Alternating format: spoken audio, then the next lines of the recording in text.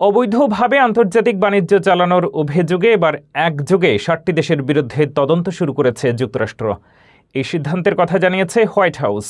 এর আগে বাংলাদেশ, ভারত ও চীনসহ ১৬টি দেশের বিরুদ্ধে তদন্তের ঘোষণা দেওয়া হলেও মাত্র ২৪ ঘন্টার মধ্যেই সেই তালিকা বাড়িয়ে মোট ৬০টি দেশে পৌঁছে যায়।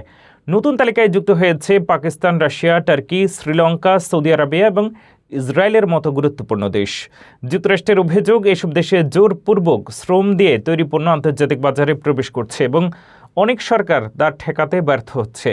এই অভিযোগের ভিত্তিতে ১৯৭৪ সালের বাণিজ্য আইনের section 301 of the trade act of 1974 অনুযায়ী তদন্ত শুরু করা হয়েছে।